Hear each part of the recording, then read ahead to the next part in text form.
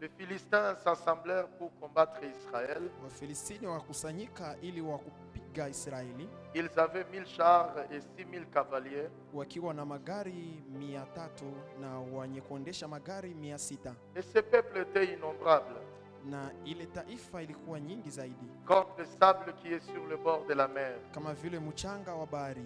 Ils vinrent camper à Mishlemet, Walipanda na kuenda Milshebet, à l'orient de Beth-Even. mashariki ya Bet Heaven.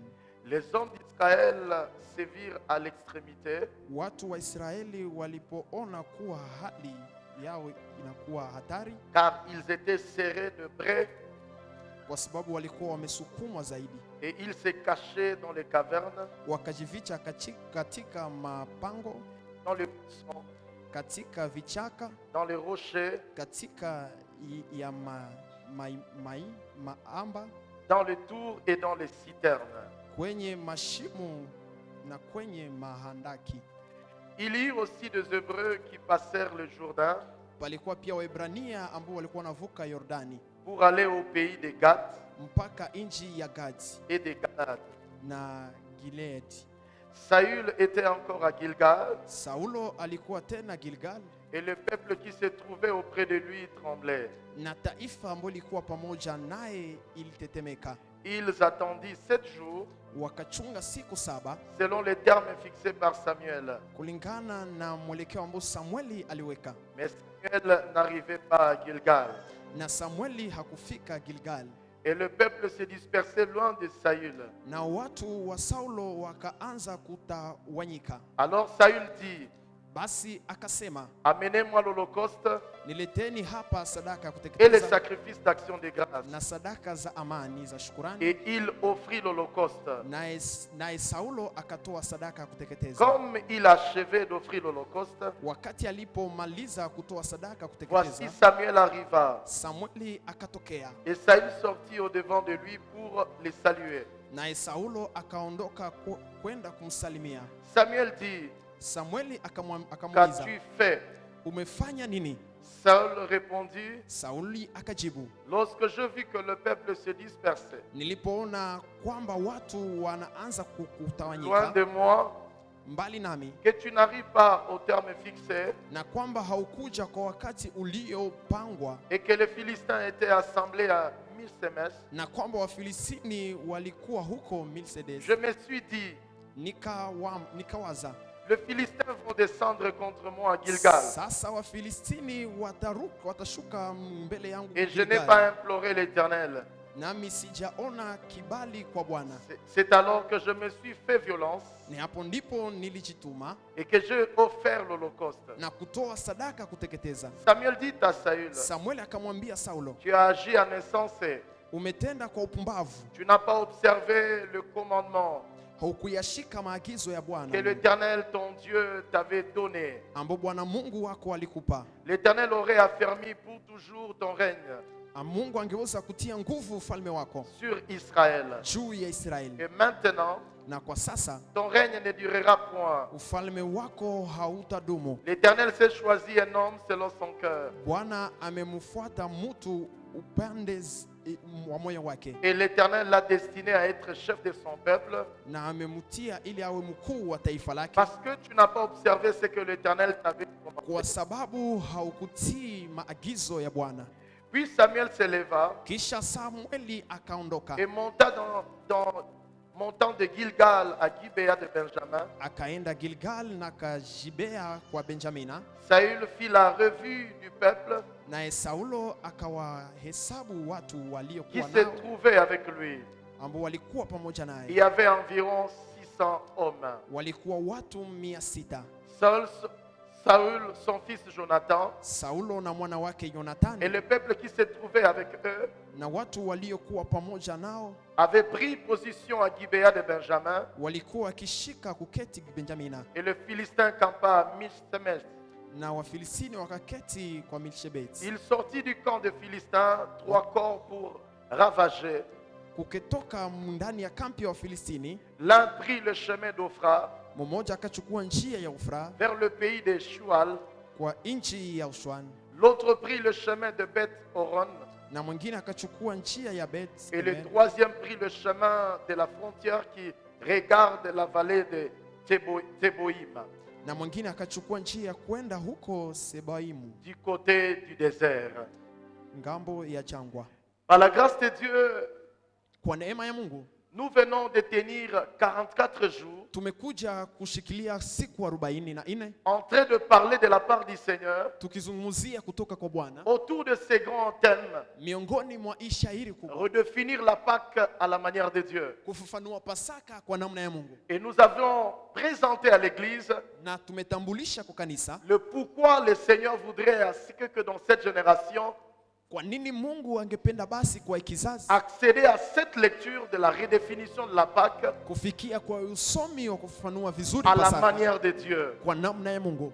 Et autour de ces sous-thèmes, Na miongoni mwa isomo ndogo la sagesse. hekima, Nous avions lu dans 1 Corinthiens ensemble. tumesoma ndani ya Korinto wa kwanza sote kwa C'est pamoja, que la Pâque vient de Dieu. ni kusema Pasaka inatoka kwa Mungu, C'est la décision de Dieu pour voir son peuple être en lui.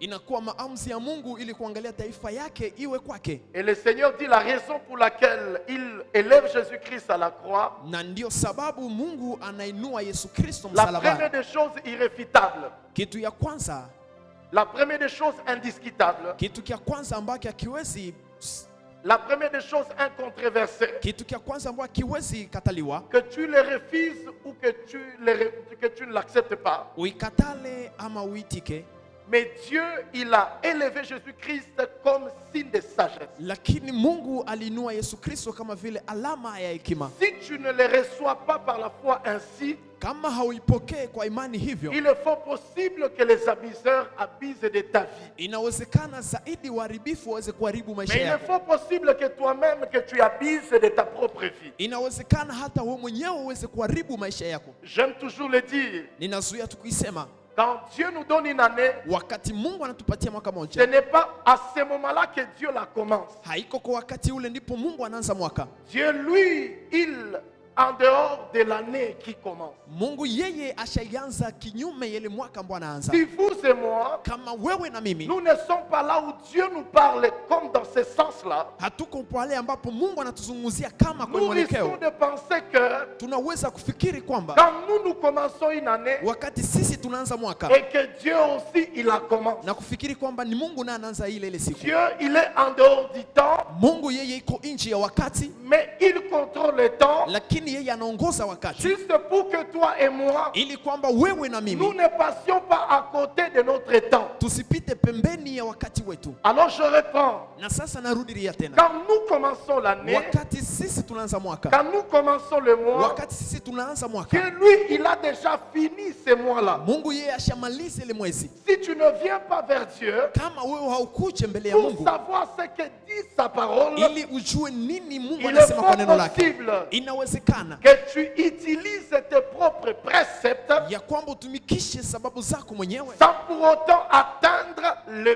but et les objectifs de Dieu. bila kufikia malengo na shabaha za Mungu. C'est pourquoi, comme ce texte existe dans la Bible, Ndio maana ishairi inakuwa ndani ya dans Biblia, Zacharie 4, ndani ya Zakaria le 4, Seigneur dit, Bwana anasema ce n'est ni par la force, haiko hata kwa nguvu, ce n'est ni par la puissance, hata kwa uwezo, mais dans Deutéronome, lakini ndani ya le kumbukumbu, Seigneur nous aide à Bwana comprendre anatusaidia et kuelewa que tout ce qu'il ya réalise kwamba hii yote ambayo se anatambua réalise par la puissance de Dieu. inatimilika kupitia uwezo wa Mungu. Dans Deutéronome 8, Ndani ya Mambo ya Siku le verset 18, 8, le verset 18, 18, le Seigneur dit, Bwana anasema lorsque vous serez de l'autre côté, wakati mtakuwa ngambo nyingine, lorsque vous hériterez ce pays-là, wakati mtariti ile nchi, ne dites pas, musiseme c'est ma force, ni nguvu yangu, c'est ma puissance. ni uwezo yangu, Mais par contre, lakini kwa c'est kinyume la yake, puissance de l'Éternel. ni uwezo wa Bwana. Et si le Seigneur l'a dit, Na kama Bwana alisema, alors dans Zacharie na sasa ndani ya Zakaria 4, 4 parlant à Zorobabel, kuzungumzia Zorobabeli, le Seigneur dit, Bwana anasema ce n'est ni par la puissance. si kwa uwezo. Zorobabel, il est gouverneur. Zorobabeli yeye ni C'est-à-dire, il a les compétences. Yeye ni waziri, ni kusema anakuwa na C'est-à-dire mamlaka. que son choix pour être élevé comme gouverneur Ni kusema chaguo lake ya kuinuliwa kama n'a vile pas été mwongozi un fait aléatoire. haikukuwa kitu kwa bure, Pour que Zorobabel soit établi comme gouverneur, ili kwamba Zorobabeli achaguliwe kama il a kiongozi. rempli les critères naturels. Yeye alitimiza sheria za mwili, Mais le Seigneur vient, lakini Bwana anakuja il dit, anasema Zorobabel, Zorobabeli ça ne sera ni par la puissance. haitakuwa hata kwa uwezo. Ici, c'est la puissance liée aux choses naturelles. Hapa ni uwezo ambao unapatana na mambo Ça ne ya sera mwili, pas ni par la force, haitakuwa hata kwa mais nguvu, il dit c'est par l'Esprit de l'Éternel. lakini anasema itakuwa kupitia roho ya Bwana. Ainsi, bien-aimés dans le Na Seigneur, hivyo wapendwa ndani ya Bwana, nous sommes en train de parler tuko nazungumza de la sagesse. na hekima, La sagesse. tuko nazungumzia Et hekima, nous aidons à chacun de nous na tunasaidia kila mmoja de wetu savoir kujua et que ya kwamba la sagesse de Dieu, hekima ya Mungu elle n'est pas celle des hommes, haiko hekima ya wanadamu. mais aussi Na hivyo beaucoup de personnes watu wengi pensent qu'ils sont sages wanafikiri kwamba et wao ni wenye pourtant ils hekima, ne le sont pas. ijapokuwa si wenye hekima. Dans Éphésiens, Ndani ya Waefeso au chapitre 1er, kwa mstari wa kwanza nous avions lu avec vous. tulisoma pamoja nanyi. La Bible nous dit, Biblia on inatuambia, va donner ce texte rapidement. watupatie shahiri mbio mbio. La Bible nous dit, Biblia inatuambia dans Éphésiens 1er, ndani ya Waefeso mstari Quand nous lisons sura ya l'apôtre kwanza, Paul, wakati tunasoma mtume Paulo, l'apôtre Paul dit ceci, mtume Paulo anasema hivi parlant de l'église d'Éphèse, akizungumzia mtu wa une Efeso, église spirituelle, kanisa ya kiroho, une église remplie de dons, kanisa ambayo inajaa zawadi, mais une église qui est identifiée aussi dans les actes des apôtres. lakini kanisa ambayo inatambulishwa ndani ya matendo ya mitume. Dans Éphésiens, la Bible nous dit, Ndani ya Efeso Biblia inatuambia, il dit au verset 16 et 17, anatuambia kwa 16 na 17. voici ce que l'apôtre Paul dit. Tusikia mtume Paulo anasema,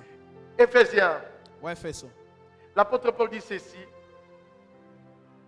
Il dit, je ne cesse de rendre grâce pour vous, siache kumrudishia Mungu utukufu kwa ajili yenu, faisant mention de vous dans mes prières. nikiwatia nyinyi ndani ya maombi yangu. Celui qui le dit, c'est l'apôtre Paul. Yule ambaye anaisema ni mtume Paulo, Et il dit à l'église remplie de spiritualité. naye anaongea na kanisa ambayo inajaa kiroho, Les hommes remplis de dons spirituels. watu ambao wanakuwa na zawadi za kiroho. Et il dit, je ne cesse de rendre grâce à Dieu pour vous. Na anasema siache kumrudishia Mungu Je utukufu ne kwa ajili cesse de yenu, prier pour vous, na siache kuwaombea, en faisant mention de vous dans mes prières. nikiwaweka nyinyi ndani ya maombi yangu. Mais il ajoute au verset 17, Na anaongoza kwa 17, afin que le Dieu de notre Seigneur Jésus-Christ, ili kwamba Mungu wa Bwana wetu Yesu Kristo, le Père de gloire, Baba wa utukufu, vous donne un esprit de sagesse. awapatie roho ya hekima. Frères et sœurs dans le Seigneur, Ndugu na dada ndani ya Bwana, la plupart de nous, wengi miongoni nous mwetu pensons que nous sommes sages, tunafikiri kwamba sisi tuna et hekima, pourtant tel n'est pas le cas. ijapokuwa sivyo.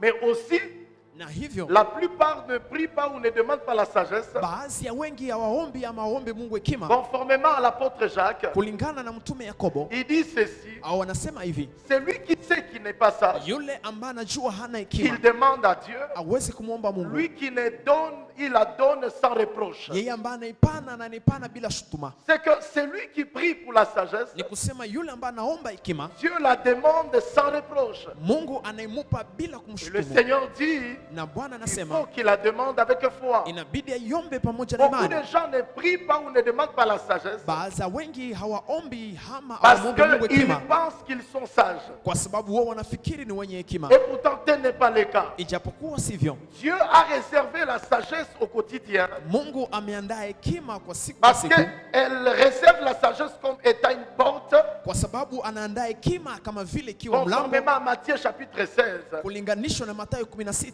dit, je bâtirai mon église. Na anasema nami nitajenga Il kanisa dit, langu, même les portes de séjour de mort ne prévaudront pas contre elle. kusema hata milango ya kuzimu haitapigana nayo. Alors, frères et sœurs dans le Seigneur, Na sasa ndugu na dada ndani ya Bwana, Dieu suscite la sagesse Mungu anaonesha hekima chaque jour au travers de la vie de croyants kila siku kupitia maisha ya waamini, pour confondre les portes du ténèbre. ili achanganye milango ya giza. Dans Éphésiens toujours, Ndani ya Efeso tu au chapitre 3e, kwa tatu yake sura le ya verset 3 9, kwa mstari wa 9, l'apôtre Paul dit, mtume Paulo anasema la raison pour laquelle Dieu vous rendra sage, sababu ambayo inaacha Mungu atatufanya ou la wenye raison hekima, pour laquelle Dieu vient déposer sa sagesse dans vos vies, sababu ambayo inaacha Mungu anakuja kuweka hekima yake ndani c'est ya maisha juste yetu pour confondre ni ili kuchanganya les citoyens élevés watu ambao wameinuliwa, les autorités.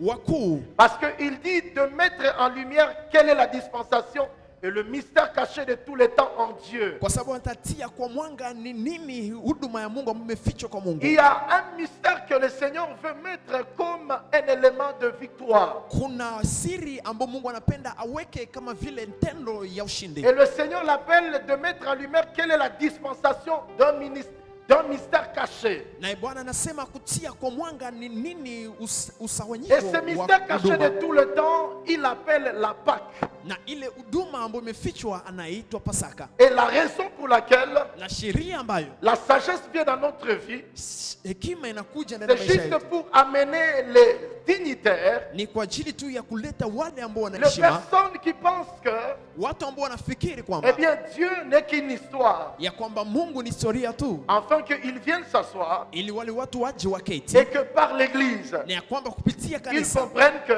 waelewe kwamba la sagesse hekima est incontournable. inakuwa kitu ambao huwezi Mais acha, nous devons savoir aussi, Église, na inabidi tujue kanisa, comme nous sommes en train de le dire, kama vile tuko nasema la sagesse ici, hekima mali hapa Dieu la réserve uniquement aux chrétiens. Mungu anayeandaa tu kwa Wakristo. Pourquoi Dieu la réserve aux chrétiens? Kwa nini Mungu anaiweka tu kwa C'est Wakristo? juste pour commencer l'histoire. Ni kwa ajili tu aanze nao historia Dans Deutéronome, ndani ya dans Exode, ndani ya Kutoka. le Seigneur, quand il appelle Israël, Bwana wakati anaita Israeli il dit ceci: anasema hivi, je m'attirerai mon peuple. nitajenga taifa langu, Et il dit ceci afin qu'ils aillent m'adorer. na anasema ili waende waniabudu. C'est que quand Dieu donne la sagesse, Ni kusema wakati Mungu anapana il hekima, la donne juste pour impulser une nouvelle marche. anaipana ili tu aweze kuinua Parce mwenendo que mpya, le monde est perdu. kwa sababu dunia Le inapotea, monde est pris en chandelle par les œuvres du diable. dunia inakamatwa ndani ya kifungo na matendo ya shetani. Alors, frères et sœurs dans le Seigneur, Na sasa ndugu na dada ndani ya Bwana, la sagesse. hekima, Et je voulais dire ce matin quelque chose. na nilipenda niseme asubuhi ya leo Si kitu beaucoup kimoja, de personnes à nos jours kama baadhi ya wengi siku hizi se laissent impressionner wanajiacha face kushawishika à la montée de la technologie, mbele ya uzuri wa se teknolojia, laissent impressionner wanajiacha face kushawishika à l'avancée du monde, mbele ya kuendelea kwa dunia, ainsi plusieurs personnes, na hivyo watu wengi ils finissent par croire mwisho wanamaliza kuamini que la demande que le Seigneur nous propose ya kwamba maombi ambayo Mungu de anatuomba demander la sagesse pour ce temps ya kuomba hekima kwa wakati huu, serait quelque chose wanaiona kitakuwa kitu kimoja d'inapproprié. ambao si D'inapproprié. ambao si kiao, Parce que kwa sababu celui qui est malade, yule ambaye anagonjwa il peut penser que anaweza fikiri quand kwamba le Seigneur lui demande et lui fait découvrir la sagesse, wakati Bwana anamuomba na kumtambua akumtambulisha il hekima, sera en train de s'attendre à sa propre guérison. atakuwa anajichunga kwa uponyaji wake Mais mwenyewe, pourtant, ijapokuwa la Bible nous dit Biblia inatuambia 10 personnes étaient malades. mtu mmoja alikuwa anagonjwa Et n'est pas n'importe quelle maladie. na hana magonjwa mengine Il yote, souffrait de la lèpre. alikuwa anagonjwa ukoma. Quand Jésus leur est arrivé, Wakati Yesu alifika kwake,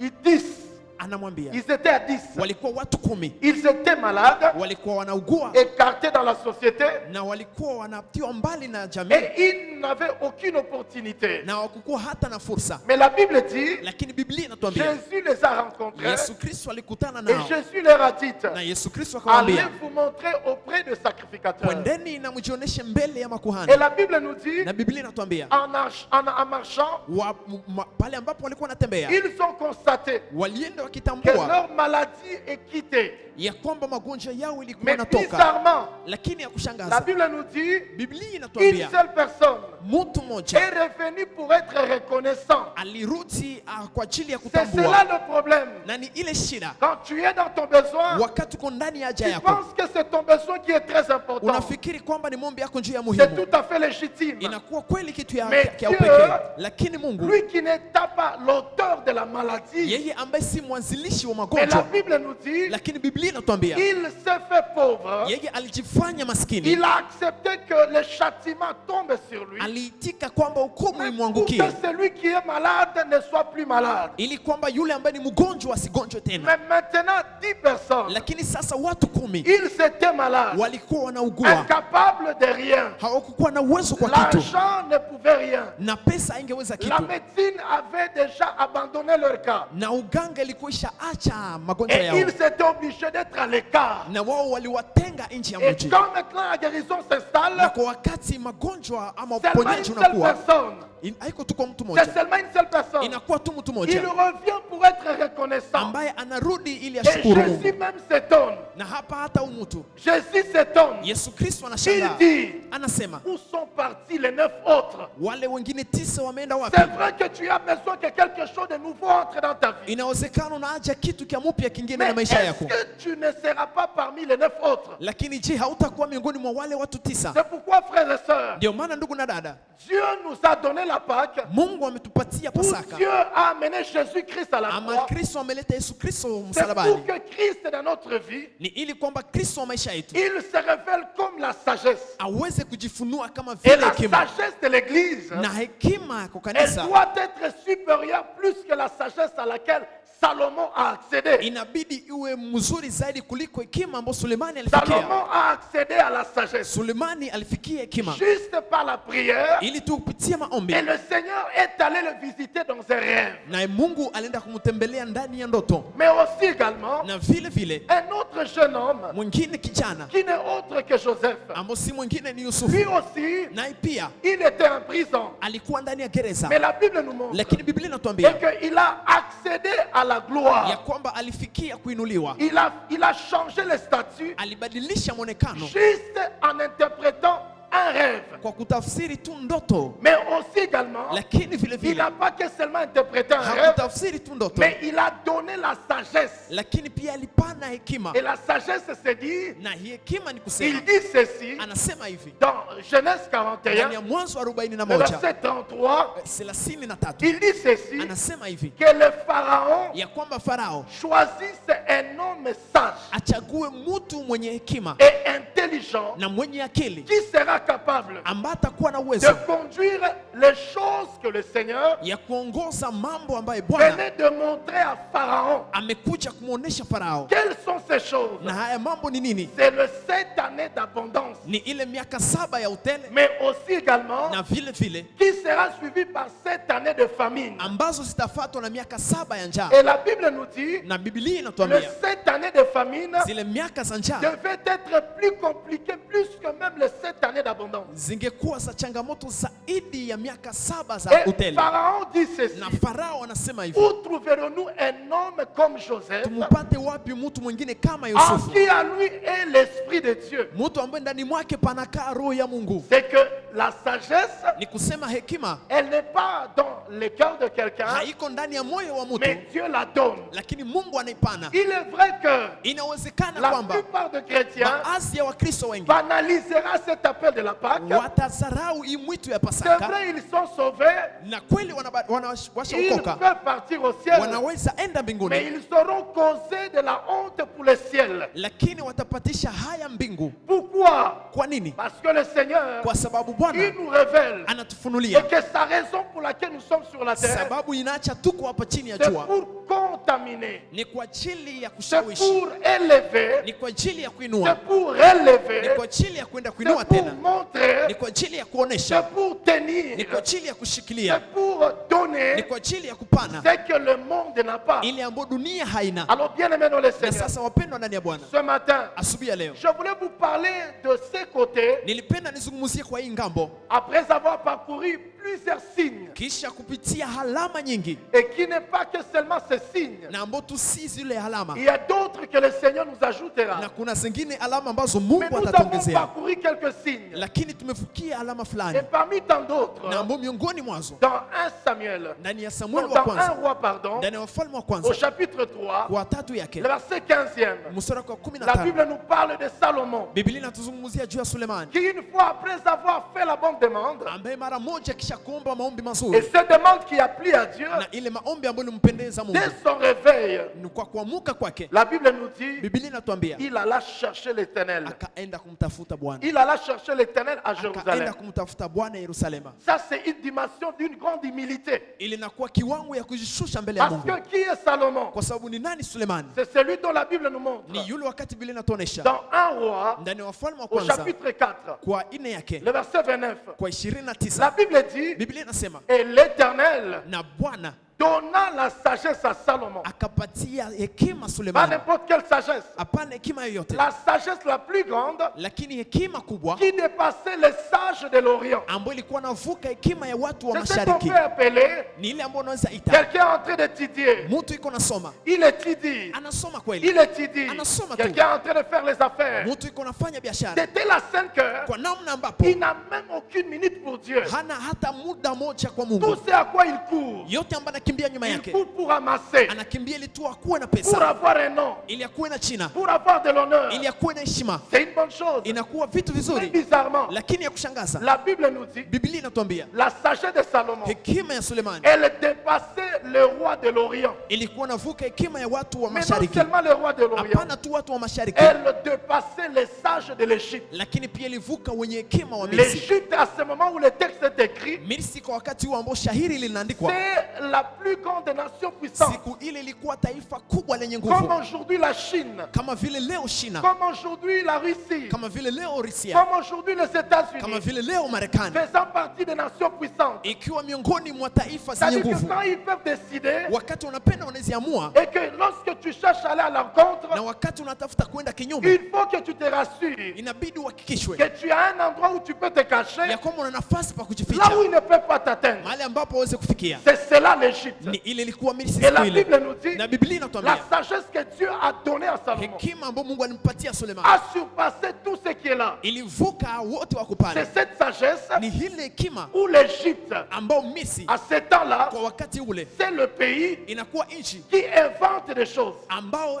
inaunda Mais vitu, la sagesse que Dieu a donnée à Salomon, lakini hekima ambayo Mungu alimpatia elle a Sulemani révélé ce que Dieu dit dans Éphésiens. ilifunua ile ambayo Mungu anasema ndani ya Mais Waefeso. non seulement que cette sagesse Hapana tu ile hekima surpassait les sages de l'Égypte, ilikuwa navuka wenye hekima wa Misri, mais aussi lakini vile vile surpassait les 4 grands sages que David avait pour la gloire de Dieu dans la maison de Dieu. ilikuwa navuka wenye hekima ine ambao Daudi alikuwa nao ndani ya nyumba ya La Mungu. Bible nous dit, Biblia la inatuambia sagesse que Dieu donna à Salomon, hekima ambayo Mungu alimpatia elle Sulemani surpassait la sagesse de Ezrakite, ilivuka hekima ya Ezrakiti, et surpassait la sagesse de Calcol, ilivuka hekima ya Kalkol, elle surpassait. ilivuka. Mais tous ces hommes ici Lakini hao watu wote sont des adorateurs que Dieu a élevés en eux sa sagesse wanakuwa watu ambao Mungu alinua ndani mwake hekima yake pour impulser le culte, ili uweze kuongoza ibada, pour impulser la danse. ili kuongoza Nous le mchezo. voyons dans le psaume 89.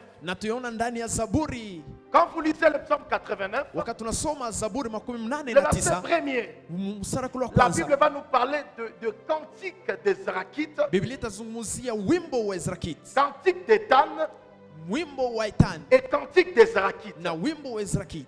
Ces deux hommes ici Watu wawili ont reçu la sagesse auprès de Dieu walipokea hekima mbele za aux Mungu, côtés de David mbele ya Daudi, pour impulser le cantique à la gloire de Dieu. ili waweze kutuma nyimbo kwa utukufu wa Mungu. Mais la Bible nous dit, Lakini Biblia la inatuambia sagesse que Dieu a donnée à Salomon, ile hekima ambayo Mungu alimpatia elle a Sulemani surpassé Étan, Ezrakite et Calcol. ilikuwa inavuka Etani, Ezrakiti na Kalkol. C'est cela, c'est que quelqu'un, quand nous le voyons, il est dépassé. Quand on lui dit convertis-toi, non, non, je n'ai pas encore le temps de me convertir, j'ai encore l'état des affaires. Ni hapo ndipo tunaangalia mtu okoka, sina wakati ya okoka, niko na wakati wa kwenda En kwenye réalité, biashara. tu es en train de dire ceci. Kwa kweli uko natafuta sema hivi, Niko natafuta kavumu. C'est ce que tu es en train de dire. Ni ile njoko natafuta sema. Quand on dit à quelqu'un, Wakati convertis-toi. wanaambia mtu okoka, Non, non, je n'ai pas encore le temps de me convertir. Je n'ai pas encore vungé tous les mifupa afin que je sois quand même quelqu'un. sina wakati ya kuokoka kwa sababu si avunja mifupa yote ili niwe mtu. Alors c'est pourquoi les gens disent, Na ndio maana watu wanasema, eh bien, laisse-moi vunger kwa kweli les mifupa.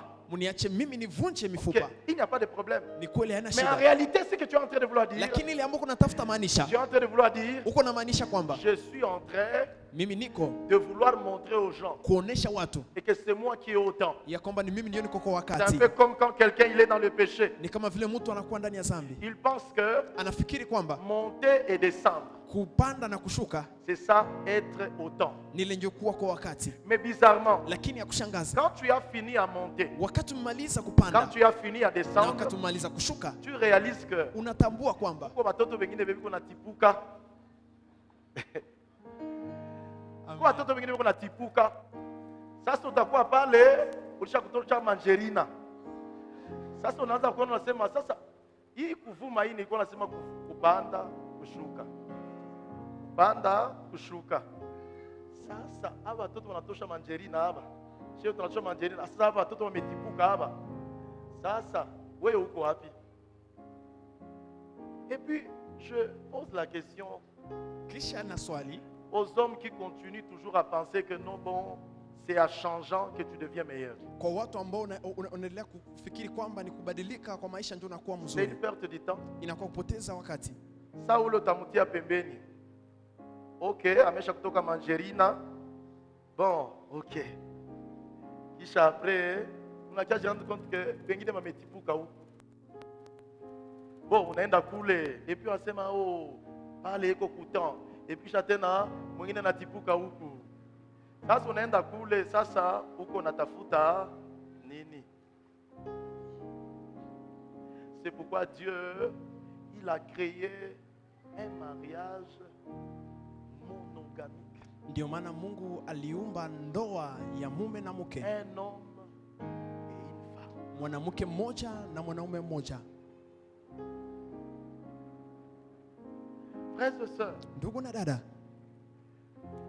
Salomon quand il a reçu la sagesse, Sulemani wakati alipata hekima, la sagesse a dépassé tout ça. hekima ilivuka haya yote, Mais la Bible nous dit, na Biblia inatuambia Salomon n'a pas vécu longtemps. Sulemani hakuishi siku nyingi. Salomon est mort jeune. Sulemani alifariki bado kijana. Pourquoi? Kwa nini? Parce que son cœur l'a trompé. Kwa sababu moyo wake ulimdanganya. Il a cru que la sagesse, on peut la garder. Alifikiri kwamba hekima mtu anaweza kuichunga C'est ndani ya pourquoi moyo. dans un roi, Ndio maana ndani ya Wafalme wa au kwanza chapitre 11, kwa 11 la Bible nous dit Biblia inatuambia et que le cœur de Salomon le trompa. ya kwamba moyo wa Sulemani ikamdanganya. Tu vois un peu quand tu as déjà ce travail-là. Unaangalia kama vile ushapata ile kazi, Quand tu montes à Rangira et tu descends, wakati unapanda kwa kazi tena unashuka, et puis ton cœur est en train de te dire, na kisha moyo wako uko nakwambia tu n'as pas besoin de Dieu. hauna haja ya Mungu. En fait, d'abord, premièrement, tu n'es pas sage, Ndugu yangu, ya kwanza hauna hekima, mais bientôt, na hapa sasa le ridicule va entrer dans ta vie. na vitu vibaya vitaingia na maisha yako. Salomon est mort jeune Sulemani alifariki bado kijana parce qu'il n'a pas atteint la main droite. kwa sababu hakufikia mkono wa kulia, Il a atteint la main gauche. alifikia mkono wa kushoto, Conformément à Proverbe 3, kulingana na Mezali 3 le verset 16. 16. La Bible nous dit, Biblia inatuambia dans sa main droite, ndani ya mkono wake wa une kulia longue vie. kunakuwa maisha marefu, Mais dans sa main gauche, lakini ndani ya mkono wake wa kushoto richesse et honneur. kunakuwa utajiri na heshima. Ça ne sert à rien que tu atteignes l'honneur et la richesse Haina maana ufikie utajiri na et que heshima tu n'as pas la longue vie de Dieu. ya kwamba na hauna maisha marefu Dieu ya Mungu. voudrait que nous ayons la longue vie. Pourquoi? Mungu anapenda tu na maisha marefu. Kwa nini? J'ouvre une parenthèse. Ninafungua mkato, Ce qui est écrit dans le psaume 90, ile ambayo inaandikwa ndani ya Zaburi où 90, la Bible dit, ambapo Biblia inasema les vigoureux tiennent 90 ans. watu wenye nguvu wanakuwa na miaka. Ce psaume-là Tisini. est le psaume de Moïse Ile Zaburi ni Zaburi ya Musa, lorsque les enfants d'Israël étaient dans le désert. wakati wana wa Israeli walikuwa bado ndani ya jangwa. Ce n'est pas le psaume pour nous. Haiko Zaburi kwetu Mais ce sisi, psaume a été écrit lakini ile Zaburi quand iliandikwa Israël a désobéi à Dieu. wakati Israeli iliacha kumtii Alors le Mungu. Seigneur a dit, Na sasa Bwana akasema votre désobéissance, ile kutokutii yenu elle engendre inazaa ses conséquences. hii matokeo. Mais nous, ce qui nous concerne dans la nouvelle alliance, Lakini sisi ambao natuhusu ndani ya agano c'est le jipya psaume qui vient, le psaume 91. ni ile Zaburi ambayo inakuja kwa Dans le Zaburi psaume 90. 91, Ndani ya Zaburi le 90 Seigneur nous propose Bwana en anatuomba Jésus-Christ ndani ya Kristo Yesu une longue vie. maisha marefu. C'est quoi le bonheur de la Ni longue vie? nini uzuri wa maisha Le marefu? bonheur de la longue vie, Wema wa maisha marefu c'est pour laisser à d'autres ni générations kwa ajili ya kuachia vingine la vizazi, raison pour laquelle sababu ambayo Jésus-Christ est venu dans votre vie. Yesu Kristo amekuja ndani ya maisha yako. C'est pourquoi dans le psaume 92, Ndio maana ndani ya Zaburi la Bible va ajouter ses 92 pensées. Biblia itaweka Il dit mzuri, ceci, nasema hivi, et les justes na wenye haki s'élèveront comme les cèdres du Liban. watainuka kweli. Les cèdres du Liban. Le cèdre du Liban. Mouti à Liban. Muti ya riba, Le cèdre du Liban, muti ya riba, allez vérifier après ce culte. uende kutafuta kisha Le baadaye. cèdre du Liban, Ile muti ya riba c'est un arbre inakuwa qui muti a la capacité ambao ina uwezo de donner ses fruits, ya kupana matunda même à 100 ans. hata kwa miaka C'est 100. pourquoi la Bible nous dit, Ndio maana Biblia lorsque inatuambia Abraham a cru, wakati Ibrahimu aliamini 100 ans ne pouvait pas limiter Dieu miaka 100 à ingezuia faire Mungu sortir de ses entrailles un enfant. kutosha ndani mwake mtoto. C'est pourquoi la Bible Ndio déclare, maana Biblia et inasema les justes wenye haki s'élèveront watainuka comme les cèdres du Liban, kama muti wa et riba ils s'établiront. na watajiweka Ils s'établiront. na watajiweka. Frères et sœurs dans le Ndugu na Seigneur, dada ndani ya Bwana, si tu veux mourir avant, kama unapenda kweli, je sais que nous allons au ciel, ninajua kweli tunaenda mais il mbinguni, y a une raison pour laquelle lakini kuna sababu Dieu ambayo dit ça. Mungu anasema hivi. Nous, Sisi nous sommes tunakuwa la génération kizazi dans le psaume 91. ndani ya Zaburi Dont le Seigneur a dit 91 ambapo ceci. Bwana alisema hivi. J'aime les Écritures. Ninapenda maandiko, C'est pourquoi moi je ndio dis, maana mimi j'aime nasema les Écritures. napenda maandiko. Dans Ésaïe Ndani ya Isaya 54, makumi tano le na Seigneur a sita dit ine. ceci, Bwana anasema hivi, je ne me souviendrai pas de leurs péchés. sitakumbuka dhambi zao. Dans le psaume Ndani ya Zaburi 90, 90 le Seigneur dit à Israël, Bwana anasema kwa il Israeli, dit, anasema puisque vous m'avez désobéi, kwa sababu hamkunitii, alors na sasa votre durée de jour, maisha yenu ya kuishi, votre durée de jour maisha yenu ya kuishi s'arrêtera à. itaisha kwa. On peut nous prêcher ça au deuil et on Wanaweza peut acclamer. kutupatia Mais mahubiri ça, na ça ne nous tunashangilia, concerne pas. lakini hili Nous, haituhusu ce qui nous concerne, sisi ambao le inatuhusu. Seigneur a dit, Bwana il alisema ne se souviendra pas de nos péchés. hata kumbuka dhambi zetu. En d'autres Kwa termes, msemo le mwingine, Seigneur, Bwana il veut anapenda à celui qui croira en lui kwa par la yule ambaye foi, atamwamini kwa il imani lui confère ampatie la possibilité uwezo de vivre même 1000 ans, ya kuishi hata miaka mais 100, pourvu qu'il ili kwamba donne les fruits pour la gloire de Dieu. aweze kupana matunda kwa utukufu Nous wa ne Mungu. vivons pas de longues années pour nous, Hatuishi maisha marefu kwa mais ajili nous yetu sisi, vivons de longues années lakini tunaishi maisha marefu juste pour l'éternel. kwa ajili ya Bwana, Donner la raison à l'éternel. kupana sababu kwa Bwana Faire entrer les âmes dans la maison de Dieu. na kuingiza nafsi ndani ya nyumba ya Mungu Amener l'adoration et la louange à l'éternel. na kupana sifa na mabudu kwa Mungu. Alors frères et Na sœurs, sasa ndugu na dada, Salomon atteint cette gloire. Sulemani anafikia ile Mais utukufu, Salomon n'a pas vécu longtemps. lakini Sulemani hakuishi siku Son nyingi. cœur l'a trompé. Moyo wake ulimdanganya, Comme là ce kama matin, vile hapa asubuhi ya au lieu leo, place de prier que le Seigneur vient de poser la sagesse, kwa pahali ya kuomba Mungu akupe hekima, quelqu'un est en train de penser mtu mmoja iko que nafikiri la sagesse ya kwamba hekima est liée au inaambatanishwa fait que kwa namna ambapo je me suis converti il y a 20 ans. niliokoka kwa miaka Non, tu 20. peux te convertir à 20 ans il y a 10 Unaweza ans, kuokoka kwa miaka mais ne 20 pas être sage. na una hekima. Or, Ijapo la sagesse, hekima Dieu nous la réserve Mungu anatupatia pour des raisons nobles. kwa ajili ya sheria za msingi. Salomon, Sulemani avant de perdre la sagesse, mbele ya kupoteza hekima il nous révèle anatufunulia une si grande humilité. na ingine kujishusha kubwa, Une si grande humilité. kujishusha ya Une kabambi, si grande humilité. kujishusha kwa kabambi. Mais nous là, Lakini sisi hapo, alors que nous ne sommes pas encore quelque chose, ijapokuwa hatujakuwa kitu fulani, il suffit seulement yatosha tu que pour la gloire de Dieu, kwa utukufu wa Mungu que j'ai seulement 2 carrés. Que j'ai 2 carrés de champ. ninakuwa na shamba mbili, 2 carrés. shamba 2 mbili, carrés seulement. shamba mbili tu. Oh, ah, Dieu, non, Dieu, tu vois, Mungu unaangalia, aujourd'hui je dois aller flageller même si que c'est le jour du Seigneur. leo inabidi niende nihumbe kwa sababu ni siku ya Bwana. Frères et sœurs, Ndugu na dada, il y a des choses kuna mambo pour lesquelles nous pensons que c'est petit, ambayo tunafikiri kwamba ni madogo, mais nous nous causons nous-mêmes du tort. lakini si wenyewe Comme la Bible dit, tunajiongopea. Kwa quand Biblia Jésus s'est inasema approché aux lépreux, wakati Yesu alikuja mbele ya wale aux lépreux, wakoma, quand il a guéri les lépreux, wakati aliponya wakoma, jamais dans la Bible, hakuna kamwe ndani la ya Biblia lèpre est restée dans la vie de Jésus.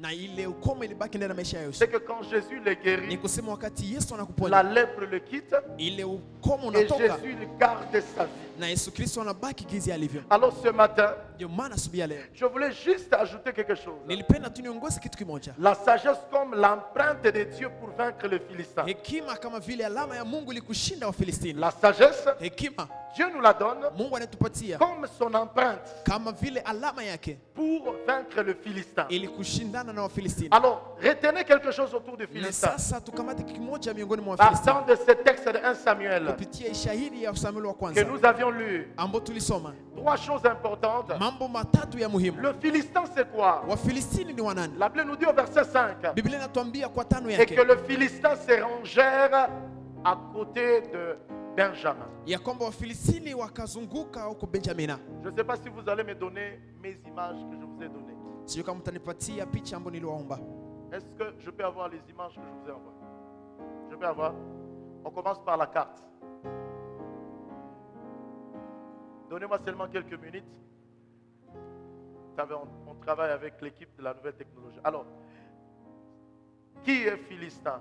Ni wanani Ou qui Wafilistini? sont les Philistins? Ama ni wanani Wafilistini? Premièrement, Ya kwanza c'est un système de pensée. ni mbinu ya mawazo, Un système de pensée namna ya mawazo qui a déjà affecté l'Église. ambao ishaishawishi kanisa. Je reprends Ninarudia au verset 5. kwa mstari wa 5, La Bible nous dit, Biblia inatuambia le Philistin Wafilistini entourèrent le peuple d'Israël. wakazunguka taifa ya Israeli. Dans le contexte aujourd'hui, Ndani ya mwonekano avant la leo, seconde venue de Jésus, mbele ujio wa pili wa Yesu, pour comprendre les bienfaits de la sagesse, ili tuelewe uzuri wa hekima. le Philistin, c'est un système de pensée Wafilistini inakuwa namna ya mawazo qui a déjà infecté l'Église. ambao ishaingia kwa kanisa, Et le rôle de cette infection, na kazi ya ile ushawishi c'est envie de lui voler son ni héritage. kwa ajili ya kumuiba utajiri wake, Son héritage. urithi Je vais vous wake. présenter deux textes qui nous montrent l'héritage. Nitaonesha shairi mbili ambayo inatuonesha utajiri. Premièrement, Deutéronome 28, le verset 1 à 2. Ya kwanza Deutéronome, Kumbukumbu la Torati, Deutéronome 28, Kumbukumbu la Torati les deux premiers 28, versets. mashairi zile za Et mbili, l'autre dans le Nouveau Testament, na ingine inakuwa ndani ya Agano Jipya. Éphésiens, Waefeso chapitre 1er, moja yake le verset 3. tatu yake. Le Philistin, Wafilistini c'est un système de pensée. inakuwa namna ya mawazo, C'est un système de ni pensée, mbinu ya mawazo, comme la Bible nous dit. kama vile Biblia inatuambia, Un système de pensée namna ya mawazo qui a déjà infecté l'Église. ambayo ishaingia kwa kanisa. Mais le rôle de cette infection, Lakini kazi ya ile c'est de kukamatwa voler l'Église son ni héritage. kuiba kanisa utajiri wake. Et dans Deutéronome 28, Na ndani ya Kumbukumbu la Torati la Bible nous dit, Biblia inatuambia le verset 1 à 2, moja mpaka mbili, l'Éternel dit, Mungu anasema lorsque tu auras à obéir à ma parole, wakati utatii neno langu je te placerai au-dessus. nitakuweka juu ya hali zote. L'Éternel dit, si tu obéis à la voix Bwana anasema kama unatii de l'Éternel ton Dieu, sauti ya Bwana Mungu en wako, observant et en mettant en pratique tous les commandements ukiangalia na kutia kwa matendo kila que shuti je te zote prescris aujourd'hui, ambazo nakuandikia leo, l'Éternel ton Dieu Bwana Mungu wako te donnera la supériorité atakupatia kuwa juu sur toutes les nations de la ya terre. taifa zote za dunia. Frères et sœurs, Ndugu na dada, Dieu dit Mungu anasema son héritage utajiri wake pour l'Église. kwa ajili ya kanisa C'est que lorsque nous allons comprendre la raison de la Pâque, ni wakati ambao tuteliwa sababu ya Dieu hekima, va nous donner Mungu la atatupa suprématie. ukuu, Il dit la supériorité sur toutes les nations de la terre. na anasema ukuu juu ya taifa zote za dunia. Et le verset 2, il dit, Na mbili yake nasema, voici toutes les bénédictions tizameni baraka zote qui se répandront sur toi ambazo zitawekwa juu yako et qui seront ton partage na ambayo itakuwa zako lorsque tu auras obéi à la voix de l'Éternel ton Dieu. wakati pale ambapo utatii njia ya Bwana Mungu Et wako. dans Éphésiens 1, 3, Na ndani ya Efeso la 1:3 Bible dit, Biblia inasema vous avez été bénis mumebarikiwa en Jésus-Christ ndani ya Kristo de Yesu toutes les bénédictions na baraka zote spirituelles dans les lieux za célestes. kiroho nafasi pa mbinguni. L'héritage de l'Église, Utajiri wa ces kanisa, bénédictions, ile baraka c'est que Dieu nous ni révèle, kusema Mungu anatufunulia il établit établit l'église anaweka kanisa par la sagesse kupitia hekima et son empreinte na alama de yake la sagesse ya hekima lui confère inampatia cette grande héritage, ile utajiri pas mkubwa, au ciel, hapana kwanza mais mbinguni, sur la terre, lakini unaipata kwanza hapa de duniani. permettre, Inakuruhusu au-delà de tout ce qui existe. zaidi ya mambo yote ambayo Mais inakuwa lorsqu'on regarde l'église, kwa wakati tunapoangalia par kanisa le bien de la Pâque, kupitia mzuri wa eh bien, Pasaka, on doit rester en train de honorer le Seigneur. na kweli mtu anabaki akimheshimu Mungu. C'est pourquoi je vous dis ici, Ndio maana nawaambia hapa, quand nous regardons dans le monde d'aviation, wakati tunaangalia ndani ya dunia ya ndege, la plupart de nous, nous pensons que c'est le monde où ce sont les aéronautiques qui ont inventé l'avion. wengi miongoni mwetu tunafikiri kwamba ni watu ambao waamini ndio waliunda ndege, Ce n'est pas le païen qui a inventé l'avion. si wapagani ambao walitengeneza ndege. Dans le monde, il y a plusieurs inventions. Ndani ya dunia panakuwa na uundaji wingi, Mais regarde, lakini angalia Orville et Hubert White qui ont inventé l'avion, wa watu wa Kristo wale ambao walianzisha qui ndege sont les chrétiens. ambao ni wa Kristo. Regarde, Angalia, même si aujourd'hui, hata leo on peut nous présenter wanaweza kututambulisha, le blindé de Air Force One. wanatupatia blende ya Air Force One, Même si on nous présentait hata kama le watatambulisha plus beau avion que les nations détiennent. ndege nzuri ambazo taifa inakuwa nazo, Mais l'invention qui est venue de la sagesse de Dieu lakini kuanzisha ambayo ilitoka kwa Mungu permet l'écoulement, inaruhusu uweze kuendelea vizuri, permet l'écoulement de l'humanité. inaruhusu ulimwengu uendelee vizuri, Même si que l'humanité est en train de trouver l'aisance, hata kama ulimwengu kunapata mahali pa kuketi, mais ça ne vient pas d'eux, lakini itokane nao, mais ça vient de Dieu, inatokana kwa mais Mungu passant par les chrétiens. akipitia wa Kristo. Et aujourd'hui, Na leo les gens qui montent dans les avions, watu ambao wanapanda ndege ils pensent que c'est étonnant. wanafikiri ni mambo ya kushangaza, Mais pour Dieu, lakini kwa Mungu ce n'est pas étonnant. haiko mambo ya Parce que kushangaza, ça vient de Dieu kwa sababu inatoka et kwa il a Mungu donné aux deux chrétiens. na alipatia Wakristo wawili Et qui ont inventé l'avion. na ambao walianzisha ndege.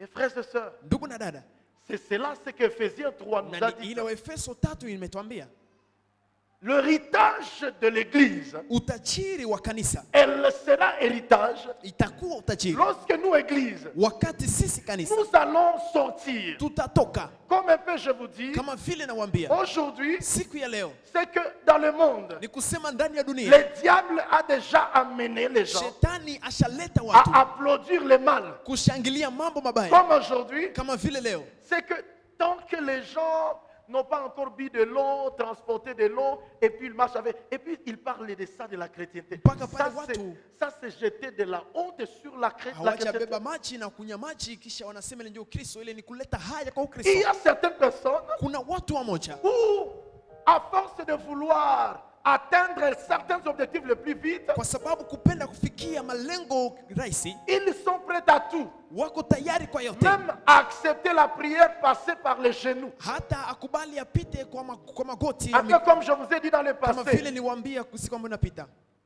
une personne voulait a priori être bénie. mtu mmoja alipenda zaidi abarikiwe, Un abuseur prophète lui a dit, lakini mtu mmoja mharibifu ambao ni nabii alimwambia, tu vas me retrouver à l'hôtel à minuit pour la prière parce que ton cas est compliqué. utanikutana kwenye hoteli usiku kwa sababu hali yako iko ngumu. Et il lui a dit que la prière qui te faut, ça sera les 80 cardinaux. Na akimwambia maombi ambayo nakustahili itakuwa pande 4 za dunia. Bon, les archers qui sont ici, ils ont déjà compris. Watu wa Arsha ambao kwa washaelewa ni nini. Quand elle est arrivée, Na wakati alipofika elle a commencé la prière à 80 cardinaux. akaanza kuomba ile maombi ya point 4 Et za puis il a dunia. dit, Na kisha akasema la prière qui doit maintenant finir tout, ile maombi ambayo inabidi malize yote c'est la prière au centre. itakuwa maombi ya katikati. Vous voyez? Mnaangalia, C'est tout ça. ni haya yote, C'est tout ça le problème. ni hili ndio shida. C'est tout ça le problème. Shida ni hile. Frères et sœurs, Ndugu na dada, aujourd'hui, leo hii c'est que l'héritage de l'église, ni kusema utajiri wa kanisa le Philistin, wa Filistini en fait, ana ushawishi pour voler à l'église son héritage. ili aibe utajiri Cet kanisa. héritage-là n'est pas au ciel, hein. Nous devons le vivre ici. Ile haikuanza mbinguni, inabidi tuishi hapa chini ya jua. C'est-à-dire que nous devons puiser le ciel Inabidi tuweze kushota et le mbinguni faire valoir ici.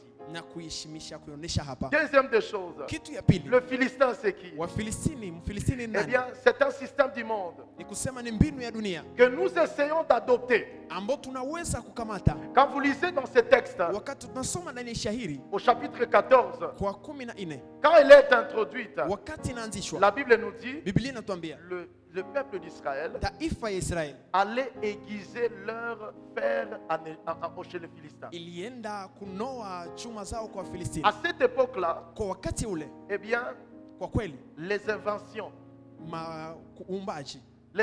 n'étaient que comme une propriété de Philistins. uanzishaji ilikuwa kama vile natoka kwa C'est Wafilistini. pourquoi dans Proverbe 27, Ndio maana ndani ya Mezali la Bible va dire le 27 fer aiguise les fers. Biblia inasema chuma unoa chuma. Ce côté ici, c'était le fait que c'est repris maintenant dans ces textes Ngambo où hii Israël devrait aller chez le Philistin pour aiguiser ou émousser tout ce qu'ils achetaient parce que c'était le Philistin qui n'avait que les instruments pour le polier. kwa sababu kwa ngambo hii ilikuwa kwa Waisraeli kuenda kwa Wafilistini kununua chuma zao kwa sababu Revenez ilikuwa kwa ensemble avec Wafilistini moi dans 1 kuweza Samuel. kununua chuma. Revenez ensemble avec moi dans 1 Samuel, je vous montre ça. Turudi kwa pamoja ndani ya Samueli wa kwanza. La Bible nous dit, Biblia inatuambia verset 20, mstari wa commençons même par le verset 19. 19. On ne trouvait point de forgeron dans tout le pays d'Israël, vous voyez. Hawakupata kamwe wa kutengeneza chuma ndani ya Il n'y Israeli. avait personne. Hapa kukuwa mtu. Il n'y avait aucun forgeron. Hapa kukuwa mtu wa kutengeneza C'est-à-dire chuma. que le fer n'était pas la propriété Ni d'Israël. kusema kununua chuma haikukuwa Le kazi ya fer Israeli. était la propriété de Philistins. Ilikuwa kazi ya Wafilistini. C'est-à-dire que les inventions dans le monde dans lequel nous sommes, Ni kusema mwanzishaji ndani ya dunia ambayo tuko nous ndani. sommes dans un monde où nous sommes comme dérangés par tout ce qu'il y a. Tuko ndani ya dunia ambayo tunasumbuliwa na ile yote ambayo iko ndani Et mwake. alors ça nous fait oublier la place et la position de notre héritage. Na haya yote inatusuluhisha nafasi ya utajiri wetu. Or, Deutéronome vient de nous dire, Ijapokuwa kumbukumbu imekuja kutuambia lorsque nous allons obéir à Dieu, wakati tutamtii Mungu, lorsque nous allons marcher dans ses voies, wakati tutatembea ndani ya njia yake, Dieu nous placera au-dessus des nations. Mungu atatuweka juu ya mataifa. Comme je venais de vous dire, Kama vile nimekuja dans kuambia, le monde de l'aéronautique, ndani ya dunia, que le monde évolue dunia hataendelea jusqu'au jour où le monde prendra fin par Dieu. mpaka siku Mungu atamaliza dunia. Dieu a déjà placé l'église Mungu ashaweka dans kanisa le domaine de l'aéronautique ndani ya kiwango ya comme kumachi, étant au-dessus des nations. kama vile ikiwe juu ya Que mataifa, les gens les cachent, lakini watu que wanaificha, les gens les cachent, ambao watu que waifiche, les scientifiques les cachent. wasomi hata Mais waifiche, l'invention de l'aéronautique lakini ne uanzishaji vient pas d'eux, haitokani nao, mais vient de chrétiens lakini natokana na qui n'est Wakristo autre que ambao si wengine kwamba Orville et Hubert White, Orfie na qui Riborwais ne sont que de deux chrétiens, ambao ni Wakristo mais wawili, de chrétiens serviteurs, lakini Wakristo ambao ni watumishi observant Dieu. wakimtumikia Mungu. Dieu est venu déposer la sagesse Mungu alikuja kuweka pour hekima ndani mwao l'inventer, ili et kuanzisha, ils ont inventé. na Et walianzisha, aujourd'hui, na kwa leo le monde peut voyager, dunia inaweza les safiri, nations peuvent être reliées, taifa zinaweza kutanana, les responsables, les dignitaires peuvent voyager. wakubwa na wenye heshima wanaweza Mais enda, cela ne vient pas d'eux. ili haitokani na wale Même watu, s'ils refusent de se convertir, hata kama wanakata même kuokoka, s'ils font tout, hata kama wanafanya mais yote, cela ne vient pas d'eux. lakini hii haitokani nao, Cela vient de Dieu ili inatokana kwa au Mungu travers de l'Église. kupitia kanisa. Donc, frères et sœurs, Ni kusema ndugu na dada, si nous pensons kama sisi tunafikiri que la Pâque ya kwamba vient Pasaka seulement inakuja où tu quelqu'un se tient ambao mtu et anasimama puis on fait tomber toutes les chaises kisha anaangusha et watu ndani puis ya on viti se lève, na kisha tena on unainuka, pense que c'est ça la unafikiri spiritualité. kwamba ile ndiyo Frères et kweli. sœurs dans le Seigneur, Ndugu na dada ndani ya Bwana, le ciel est dans la tristesse. mbingu inakuwa na haya, Le ciel est dans la tristesse. mbingu inakuwa na Le huzuni, ciel est dans la tristesse. mbingu inakuwa ndani ya Et huzuni, nous, nous aimons ça. na sisi tunapenda Même ile, quand on est en train de prier pour hata toi wakati yuko et nakuombea qu'on peut faire ceci, ya kwamba wanaweza fanya hivi, et puis encore on continue. Kisha tena Et wanaendelea. puis tu es là. Et puis tu vas dire que na non, kisha bon, huko ça hapo ne sert à rien. Mais unasema haina ça, c'est maana, une chose. lakini chua kitu kimoja, Tu n'as pas encore compris ce que le Seigneur veut faire de toi. haujaelewa ile ambayo Bwana anapenda atende kwako. Alors lisons ensemble. Na sasa tusome kwa On ne pamoja. trouva point de forgeron dans tout le pays d'Israël. Hawakupata wa kununua chuma ndani ya nchi ya Car les Israeli, Philistins avaient dit, kwa sababu Wafilistini walisema empêchons les Hébreux tuzuie de Waibrania fabriquer des épées waweze kuanzisha mpanga ou des lances. ama mikuki. C'est que les fers ni kusema chuma qui permet à fabriquer le paix et ambayo la lance inaruhusu kujenga n'était pas mpanga entre na les mains mkuki du peuple d'Israël. haikukuwa kati ya mikono ya Israeli. C'est lui qui voulait avoir même une roue. Yule ambaye alipenda kuwe hata na jembe Il devrait aller l'acheter. ilimubidi aende kuiuza. Et quand tu regardes la deuxième guerre, la Na première guerre wakati mondiale, unaangalia vita ya kwanza ya la dunia, première guerre mondiale, vita ya kwanza ya dunia, il y a un de ces pays kuna kuwa moja ile qui a taifa développé l'armement de l'autre. ambayo ilianzisha Qui a développé l'armement de l'autre. ambayo ilianzisha silaha ya mwingine, Et puis après, na kisha baadaye ils ont dressé les faux chars de combat. walitengeneza magari mabaya ya vita. Et puis à la fin, Kisha kwa mwisho ils ont reçu l'ascendance de ces nations. wakapata hukumu ya ile taifa. Frères et sœurs, Ndugu na dada, le refus des Philistins, kukataa kwa Wafilistini c'est comme le monde. ni kama vile dunia. Le monde refuse que l'Église accède à des inventions. Dunia inakataa kanisa ifikie kuumba mitu, Mais l'Église doit savoir na kanisa inabidi et jue que la Pâque, ya kwamba Pasaka s'ils la comprennent bien, kama et inaelewa que les mzuri gens demandent la sagesse, ya kwamba watu wanaomba ils vont hekima recevoir des données téléchargées au ciel watapokea mambo yametoka qui mbinguni ne sont pas dans les laboratoires, ambao haiko ndani ya mais qui vont viwanda, être des éléments impulseurs lakini itakuwa mambo ambayo pour itaanzisha permettre à ce que l'Église passe. ili kuruhusu ya kwamba Parce que kanisa l'Église ipite, doit tenir kwa dans son sababu timing. kanisa inabidi ishikilie ndani ya wakati L'Église doit wake. tenir dans sa valeur. Kanisa inabidi ishikilie ndani C'est pourquoi Jésus ya haki yake. dit Ndio maana Yesu anasema dans les livres de Zacharie, ndani ya kitabu ya il Zakaria, dit, et les germes de l'Éternel, anasema na watu wa milele, les germes, sémences, mbegu ya les milele, germes de l'Éternel mbegu ya milele germera à son lieu, itakomaa kwa nafasi wake au milieu des épines, katikati ya miba, mais il germera là. lakini zitakomaa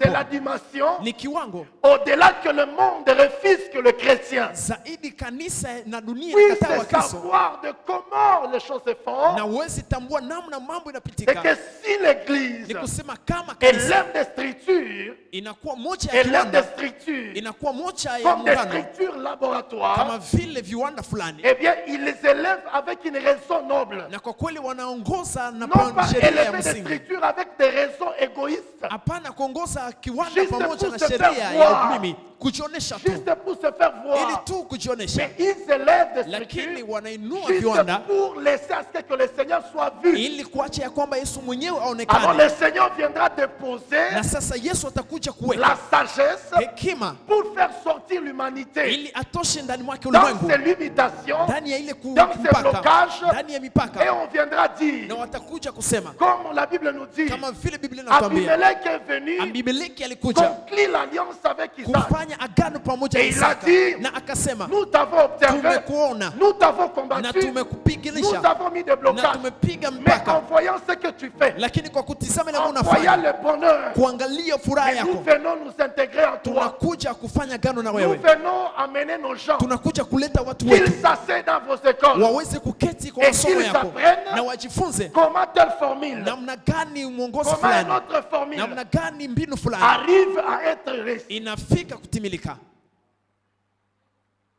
Alléluia. Amina. C'est pourquoi je vous parle de Mendeleev. Ndio maana ninaelewa Mendeleev.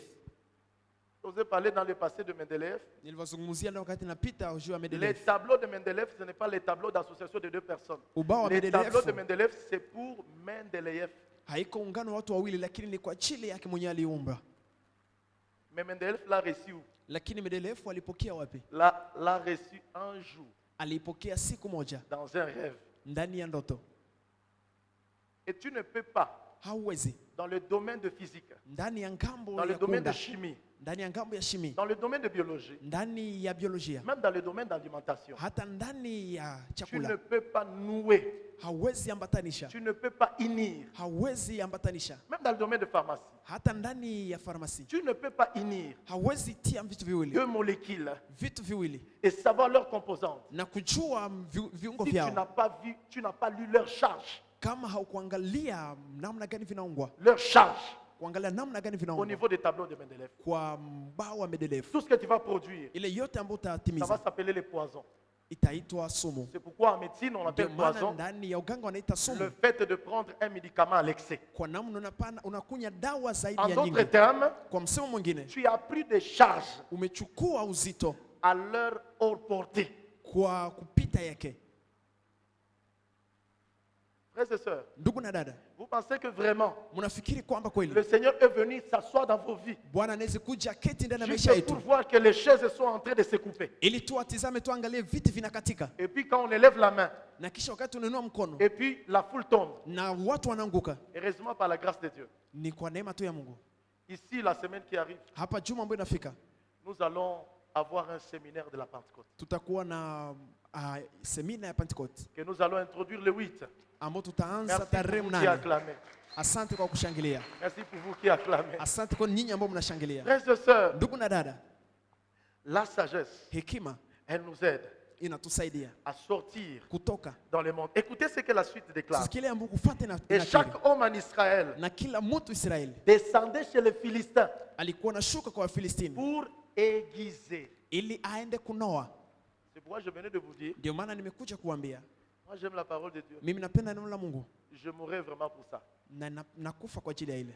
J'aime quand je suis en face de cet amour-là. Ninapenda wakati niko mbele ya upendo wa Mungu, Et j'aime toujours dire aux na gens qui nazoea tu écoutent, bien kuambia évidemment, watu ambao les wanasikia gens qui kweli, sont là, qui aiment écouter quoi. ambao wako hapo wanapenda kusikiliza.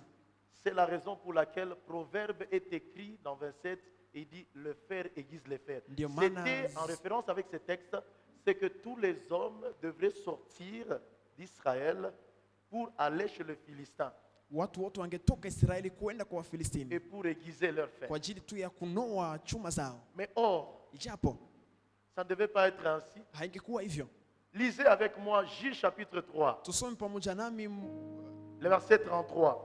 Waamuzi 3. La Bible dit ceci. Biblia inasema hivi, La Bible dit, Biblia inasema, donnez-nous rapidement, je vais m'arrêter. tupatie mbio mbio Je vais m'arrêter. Parce que nous avons la Sainte Seine. kwa sababu tunakuwa na meza ya Bwana. Mais quand même, le dimanche passé, je vous ai demandé, vous allez me pardonner, qu'on commence un peu et puis après qu'on prenne du temps. Je disais, Juge 33, le verset 33. Nilisema Waamuzi. Maintenant, allez au verset 33. C'est le dernier verset de Juge 3 là. 13. Parlant de juges après Othniel et Eliud, Yamena et Sanga. La Bible nous dit, Nephtali ne chassa point les habitants de Beth Shemesh, ni les habitants de Beth Hamet, et ils habitaient au milieu de Cananéens. J'ai dit Juge 3, 33, pas Juge 1, 33.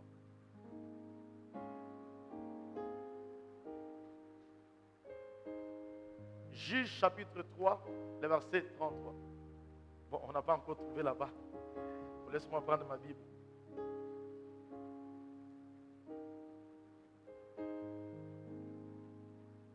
Vous avez vu?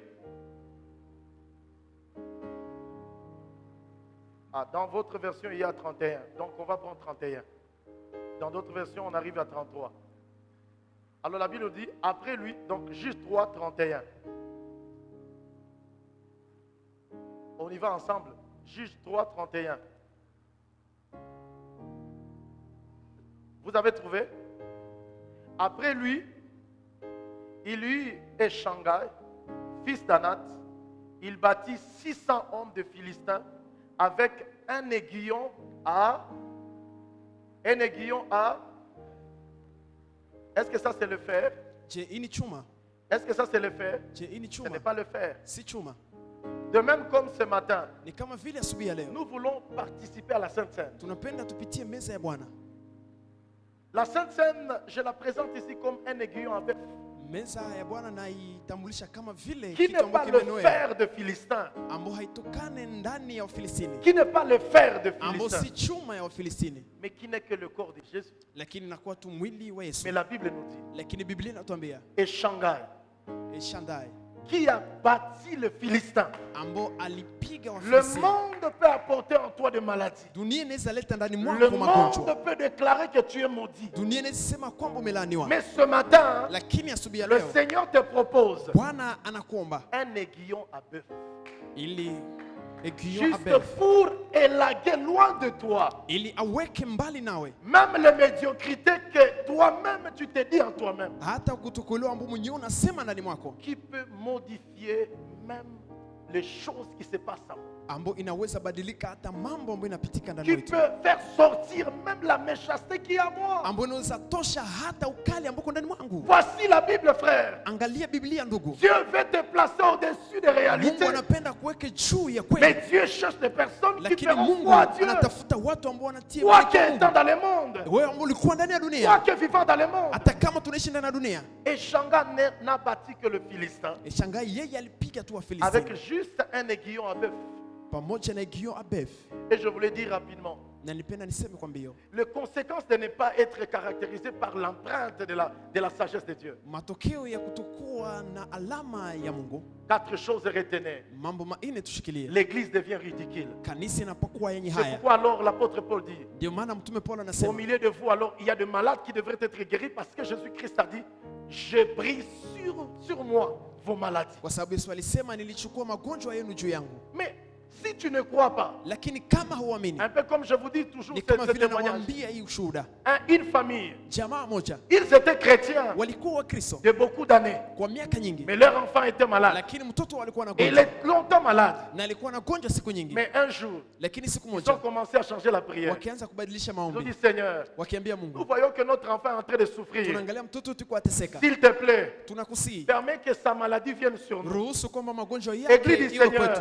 Le Kisha Seigneur n'a pas prévu que ces maladies viennent sur nous. Bwana hajawahi panga kwamba ile Mais le magonjwa ya Seigneur juu a dit, yetu, nos maladies viendront sur lui. lakini alisema magonjwa Il a itakuwa juu pris yake. sur lui nos maladies. Yeye alibeba Quand tu magonjwa commences yetu. à prier comme ça, Wakati unaanza le kuomba Seigneur hivyo, voit en toi Bwana anaangalia ndani quelqu'un mwako qui est sage, mtu ambaye qui yuko na est hekima, sage du ciel. mtu ambaye anakuwa na Et hekima ya maintenant, le mbingu. Seigneur, Na sasa il Bwana vient de poser anakuja kuweka l'impossible. ile ambayo C'est le isiyowezekana, cancer qui ne pouvait pas guérir. ya ile ambayo Mais le ingeponya, cancer peut être guéri lakini juste inaponywa par la Sainte Seine. kupitia tu C'est meza ya pourquoi il a Bwana. dit, Ndio maana alisema faites ceci en mémoire de moi. mufanye hii kwa Pourquoi en kunikumbuka. mémoire de Kwa lui? nini kwa Parce kunikumbuka? qu'il sait Kwa sababu que le anajua monde vous a ya communiqué kwamba des choses, dunia imewambia mambo, que les gens vous ont communiqué ya des kwamba choses, watu wamewambia mais mambo qui sont dans votre na corps. ambao siko ndani ya Mais mwili lui, yenu, il est ressuscité lakini yeye avec le amefufuka corps de gloire. pamoja na mwili wa Il nous utukufu. veut, il Anawapenda, nous veut anatupenda, que nous puissions ya tenir kwamba tuweze en ayant kushikilia, le corps de gloire, tukuwe na mwili wa en utukufu, attendant son retour de tukichunga gloire. kurudi kwake. Frères et sœurs, Ndugu na dada, si tu ne veux pas ça, kama haupendi ile, tu vas vivre utaishi et tu vas commencer à dire, na utaanza kusema nous le Seigneur nous a créés malades. sisi Mungu alituumba Nous hivi, le Seigneur nous a créés impudiques. sisi Mungu alituumba Nous le Seigneur washerati, nous a créés minables. sisi Mungu alituumba wenye Tu vas hole. rester minable Utabakia et wenye tu hole fais la honte du ciel. na unapatisha haya Parce mbingu, que le ciel, kwa sababu mbingu il a prévu aliandaa que tu te promènes avec ya l'héritage. kwamba uweze kutembea na Tu utajiri. es héritier. Wewe ni muriti, Non pas n'importe quel héritier. hapana muriti wa namna Non yote, pas un héritier présomptif. hapana muriti mmoja Non pas un fulani, héritier présomptif. hapana muriti wa Mais wakati, tu es déclaré lakini wewe héritier. unakuwa muriti wa kila, Héritier du royaume de Dieu. muriti wa ufalme wa Mungu, Héritier du ciel. muriti wa mbinguni. Avant que le roi d'Angleterre ne meure, avant que le roi d'Angleterre ne meure, Mbele mfalme wa Angleterre afariki, celui qui est aujourd'hui le roi, yule ambaye ni mfalme le leo prince Charles, ambao ni ndugu Charles, il était héritier présomptif. alikuwa muriti wa kuchunga C'est ça kwanza. ce qu'on dit en français. Ni ile ambayo wanasema wa Tu Kifaransa, peux être né dans une famille royale, unaweza kuwa umesaliwa mais ndani cela ya ne jamaa fait ya pas de kifalme, toi roi. lakini si kwamba uko Mais on mfalme, t'appelle un héritier présomptif. lakini unasema uko mfalme Mais wa une kuchunga. fois que le roi meurt Kisha mfalme kufariki et qu'on te prend là, na unakuchukua sasa hapo, c'est là qu'on t'appelle héritier. ni hapo ndipo sasa wanakuita C'est muriti. ainsi que maintenant il peut être appelé prince Na Charles. hivyo sasa anaweza itwa sasa Prince Charles, Mais enfin, il n'était pas appelé prince na Charles, mbele ya kukuwa Prince Charles il était appelé héritier présomptif. alikuwa anaitwa Il muriti. y a des chrétiens Kuna Wakristo qui vivent ambao wanaishi comme des héritiers présomptifs. kama vile wariti Et ambao pourtant, le wanachunga, Seigneur, ijapokuwa Bwana il nous a déclaré ashatukiria que juu nous yetu sommes héritiers de ya son kwamba royaume. sisi tunakuwa wariti Nous wa sommes kweli, héritiers de son royaume. tunakuwa wariti wa halali wa Frères et ufalme sœurs dans le wake. Seigneur. Ndugu na dada ndani ya Bwana, Si Eshanga, kama il a pris seulement alichukua tu une mâchoire de bœuf kuchukua kitu et ya il a bega écrasé plus de 600 na personnes. akapiga watu 6,000, Plus de 600 personnes. watu 600 Juste une mâchoire d'œuf. kwa ajili tu ya Le kitu ya petit chose ng'ombe, de la foi. Le petite chose kitu kidogo pour Dieu de la kwa foi. Mungu wa Pour imani la capacité zinakuwa na de uwezo terrasser ya la kupiga peur qui développe en toi. mambo ambayo inaweka ndani Le mwako, petit chose de la foi kitu ya de imani Dieu, ya Mungu comme la Sainte Seine, kwa ajili ya a meza la ya Bwana capacité inakuwa na de uwezo te faire traverser, kukupatia na de te kukuvukisha, faire vivre, ya kukupatia de te maisha faire posséder na kukupatia ce que le diable pense ile te ambayo ravir, shetani alifikiri ce que le kunyang'anya, diable pense ile te ambayo voler. shetani alifikiri C'est pourquoi je kunyang'anya. prie à Ndio maana quelqu'un, ninaomba mtu, si tu sais que kama uko le diable, shetani il t'a volé quelque chose, ashakuiba kitu et que fulani tu es réellement chrétien, na kwamba et kumkristo que tu es né kweli de nouveau, na unazaliwa upya, j'aimerais te dire ce matin, ninapenda kuambia asubuhi ya ne leo, prends pas la Sainte Seine à la routine, usichukue meza ya Bwana mais kwa prends la kawaida, Sainte Seine comme un héritier. lakini chukua Parce meza ya que Bwana tu kama dois vile murithi, manifester ton kwa héritage. sababu inabidi uoneshe Tu ufajiri ne dois pas wako. vivre en ridicule. Hautaishi na Nous ne haya. venons pas prendre part à une fête, Hatukuje mais kukamata, à une porte quelconque fête. hatukuje tu kwa kila Mais harusi, nous venons prendre part. lakini tunakuja kuchukua Premièrement, karamu. annoncer que Jésus revient Ya bientôt. kwanza kutambulisha kwamba Yesu Kristo Deuxièmement, anakuja. Ya kwanza annoncer que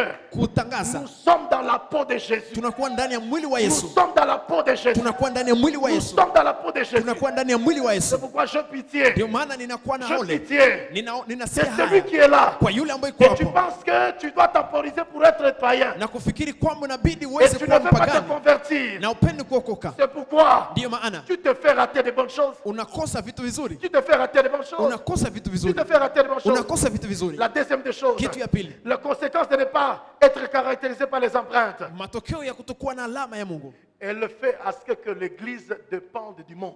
inafanya kwamba kanisa iweze kulingana na dunia. Maintenant, aujourd'hui, Na sasa leo l'Église, kanisa elle développe la mentalité de dépendre du monde. inatembea na tabia ya kulingana na Comme dunia, Israël, kama vile il Israeli n'a pas été sauvé par le Seigneur pour dépendre des Philistins. haikuokolewa na Bwana ili Mais waweze il a kulingana été na sauvé par le Filisti, Seigneur pour dépendre de Dieu. lakini waliokolewa na Bwana ili wakuwe C'est chini ya pourquoi jukumu dans la Jean Mungu. 17, Ndio maana ndani ya Yohana le Seigneur a 17 dit, Mungu anasema ils sont dans le monde mais ne sont pas du wao monde. ni ndani ya dunia lakini si wa Nous dunia allons hii. être dans ce monde, Tutaishi ndani ya nous dunia n'allons pas nous cacher, lakini hatutajificha, mais nous allons démontrer lakini tutaonesha et que quoi que nous passons, ya kwamba ingawaje yote ambayo toutes choses tunapitia passent, yote inapita, mais nous sommes constants dans la peau de Jésus. lakini sisi tunabaki ndani ya mwili wa Yesu. La troisième des choses, Kitu ya tatu, non seulement que l'Église vit dans la dépendance, hapana tu kanisa inaishi, non seulement que l'Église est ridicule, hapana tu kanisa inapata mais haya, il vit dans l'humiliation. lakini naishi ndani ya haya. Aujourd'hui, l'Église est dans l'humiliation. Siku ya leo kanisa inakuwa ndani ya kushushwa Pas toutes les églises. kupitia Pas toutes les églises. hapana kanisa Les zote. églises comme celle-ci où nous prêchons Jésus, comme Kanisa kama na hizi ambazo tunahubiri Yesu, frères et sœurs, nous ne vivrons pas dans l'humiliation. ndugu na dada, hatuwezi ishi ndani ya haya, Nous ne vivrons pas dans l'humiliation. hatuwezi kuishi ndani ya La haya. Bible nous dit, Biblia inatuambia les peuples d'Israël taifa Israeli commençaient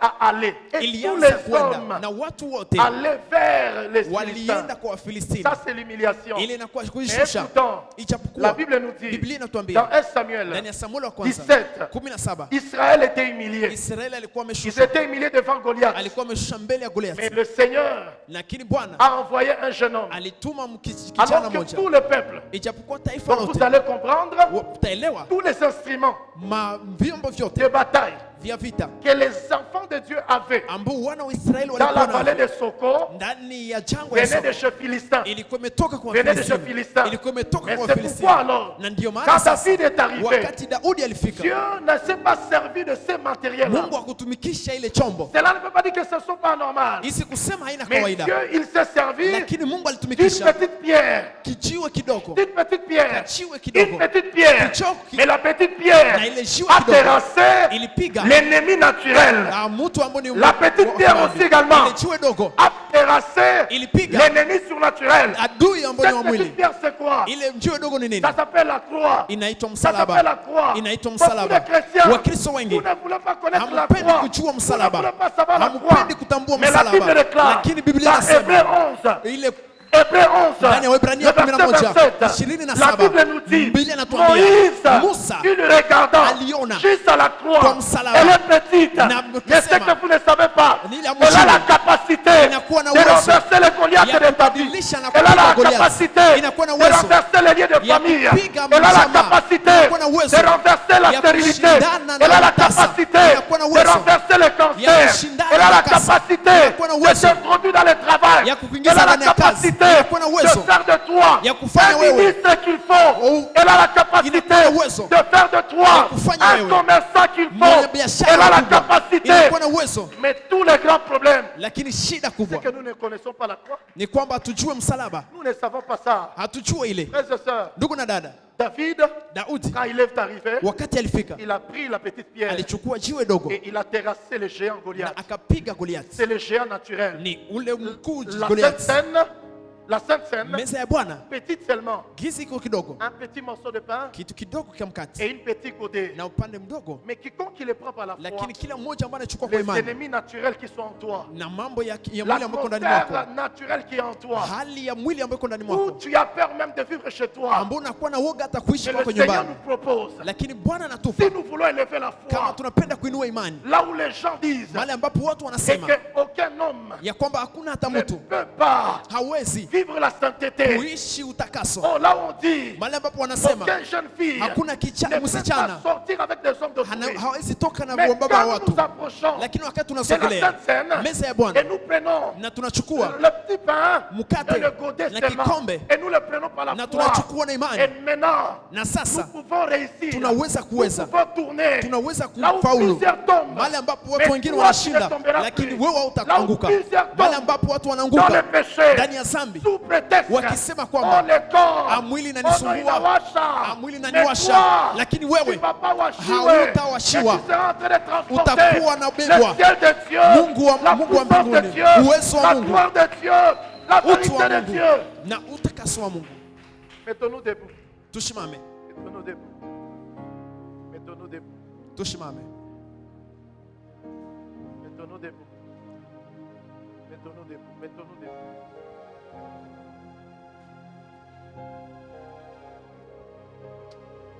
Ah, Jésus.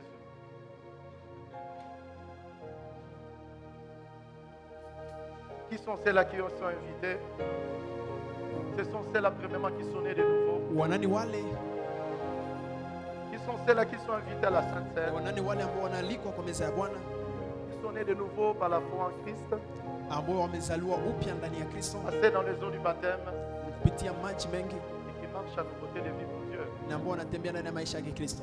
Et nous voulons ce matin, Na tunapenda asubuhi ya leo, je voulais avertir quelqu'un, nilipenda kuomba mtu juste un petit pain, mkate mdogo, juste ce côté ici, itu kidogo ya kikombe a la capacité de renverser plusieurs choses en toi. inakuwa na uwezo wa kubadilisha mambo mengi ndani mwako. Première des choses, nous annonçons le retour imminent du Seigneur. Kitu ya kwanza tunatangaza Bwana Jésus, il peut revenir à n'importe quel moment. Yesu Kristo anaweza rudi kwa wakati wowote, Même après ce moment ici ou avant, il peut, ou pendant, il peut revenir. hata kisha wakati huu ama wakati huu anaweza rudi, Mais s'il ne revient pas, lakini kama harudi, la deuxième des choses, kitu ya pili c'est que nous sommes appelés à vivre dans la peau du Seigneur. ni kusema tunaitwa kuishi ndani ya mwili wa Bwana. C'est pourquoi cet appel où je voulais dire à quelqu'un, Ndio maana hii mwito ambao nilipenda kumwambia mtu, après ce culte, ne pars pas sans pour autant donner ta vie à Jésus. kisha ibada usiende bila kupana maisha yako kwa Kristo, Et ne sois pas aussi dans la joie de prétendre être ces chrétiens et qui ne connaissent pas cette approche de la vérité de Dieu. na tuwezi kuingia ndani ile furaha ya Wakristo ambao wanafikiri hawajue uzuri wa Bwana.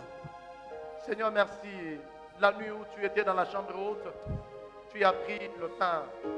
Et de nouveau, tu as rendu grâce. Et tu lui as dit, Seigneur, je te rends grâce et gloire pour ce pain, fruit de la terre des hommes, et au travers duquel tu veux passer pour rendre nos vies libres, mais aussi nous annonçons ton retour. Mais tu rends nos vies libres parce que tu as dit que tu as pris sur toi nos maladies. Tu as pris sur toi nos douleurs et nos peines.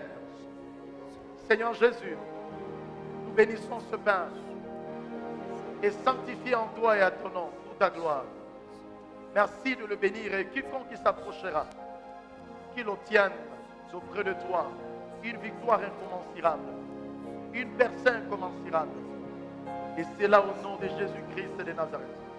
De même, après avoir chanté et des cantiques avec les amis qui étaient tout autour, tu as pris la coupe de la nouvelle alliance, et tu as dit, ceci est la coupe de mon sang versé pour l'humanité. Seigneur, ce matin, le racheté se réunissent juste pour annoncer et que tu reviens bientôt. Mais ton sang qui a coulé, c'est juste pour faire de nous des héros et des héroïnes.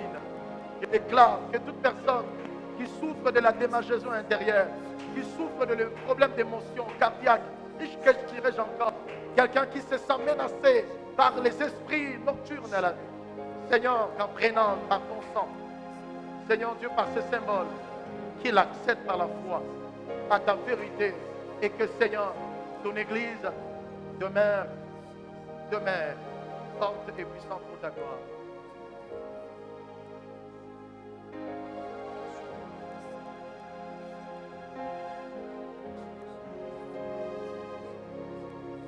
Nous allons passer auprès Tutapita kuchukua mkate des serviteurs kwa watumishi et tu apportes les gels ici à gauche et à droite.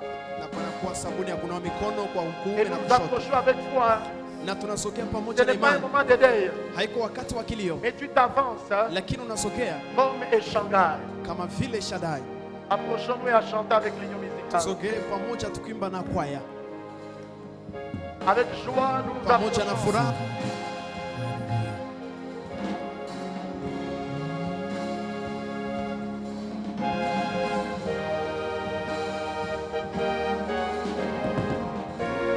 Venons avec foi ce matin.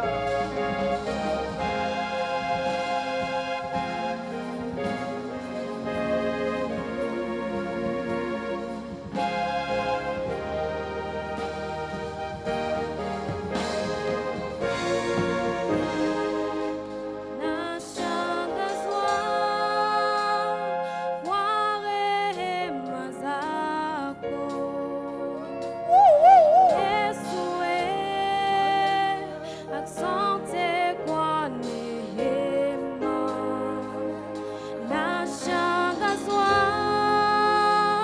kwa rehema zako Yesu, asante kwa neema. Nashangazwa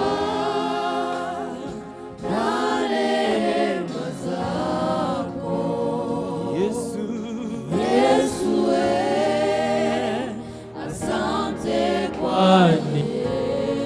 Nashangazwa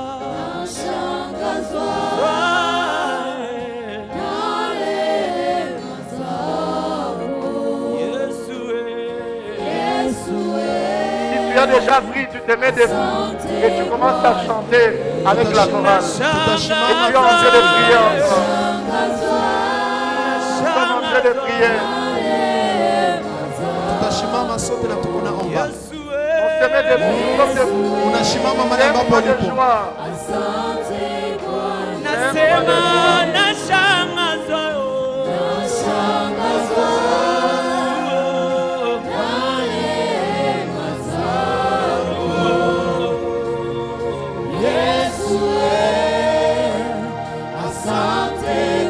mimi nashangazwa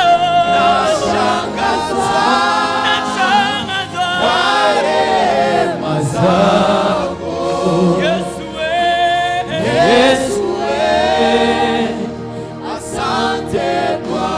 mimi nashangazwa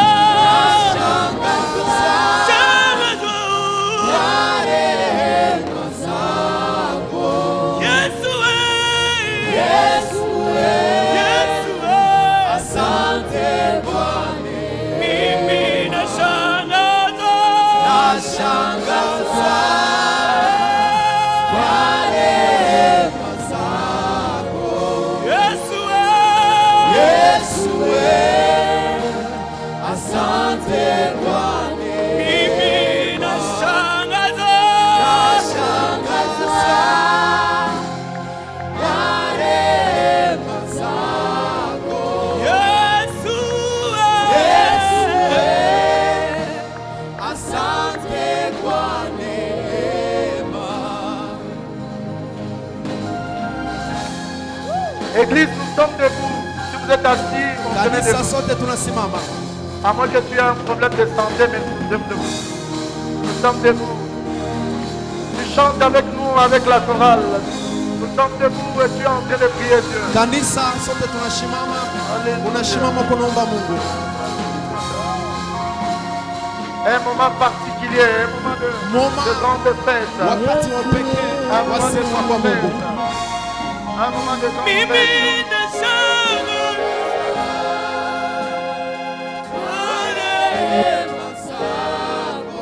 Yesu,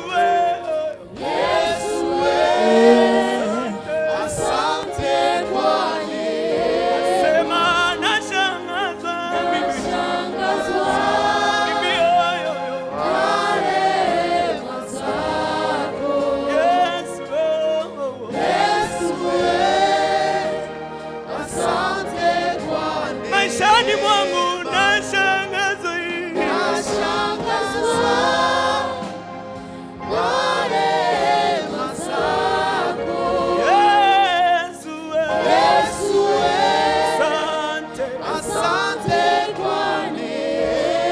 tuma yangu nashangazwa, nashangazwa kwa rehema zako. Yesu Yesu asante kwa neema. maishani mwangu nashangazwa Baba, Nashangazwa Baba, kwa rehema zako. Yesu asante kwa neema. Umelinda jamii yangu Baba, Nashangazwa umelinda watoto kwa rehema zako. Yesu. Yesu asante kwa neema. Nashangazwa, Nashangazwa kwa rehema zako. Yesu. Yesu asante kwa neema. Nashangazwa mimio, Nashangazwa mimio kwa rehema zako. Yesu. Yesu asante kwa neema. Oh, Nzambe monene, Nzambe monene, Nzambe nangaye, mosusu ajali te. Tolobi Nzambe monene, Nzambe monene, Nzambe monene, Nzambe nanga, mosusu azali. toyembi lisusu Nzambe monene. Nzambe monene, Continuez à prier, Nzambe monene, continuez à prier le Seigneur. Nzambe nanga, Continuez à prier le Seigneur. mosusu azali. Église toyembi Nzambe monene, Nzambe monene, Nzambe monene, Nzambe monene, Nzambe nangai, Nzambe nanga, mosusu mosusu azali. tosangani tolobi oza monene, Nzambe monene, monene boye na mona se o, Nzambe monene, monene boye na yoka te o. Nzambe nanga, Yeah. mosusu azali. Tosangani tolobi Nzambe monene, Nzambe monene, monene boye na mona te o, Nzambe monene, monene boye na yoka te o. Nzambe nanga, Mosusu azali. Tosangani toyembi oza monene, Nzambe monene, monene boye na yoka te o. Nzambe monene, Nzambe na ngai oyo, Nzambe nanga, mosusu mosusu azali. tolobi totomboli maboko yoza monene, Nzambe monene, Nzambe monene, Nzambe monene, Nzambe monene, Nzambe nanga, mosusu mosusu azali te. Ah, soki namoni lokola osalaka yaya, nalobi oza monene, Nzambe na ngai, mosusu azali te. Ah, soki natali bababa bayoki monoko ya mboka, soki namoni baaveugle kotambola, nalobi Nzambe na ngai, mosusu azali te. Oh, Nzambe monene, Nzambe monene, monene, Nzambe monene, monene, Nzambe nanga, mosusu azali te. Nzambe monene, Nzambe monene,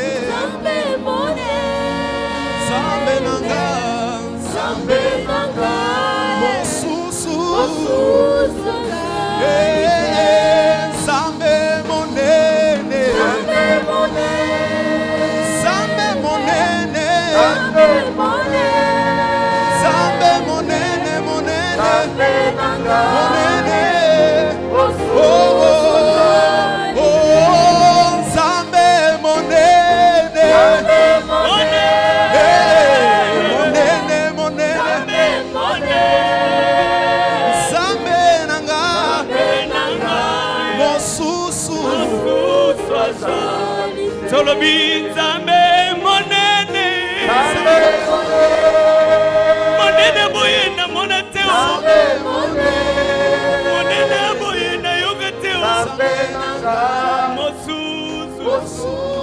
asante.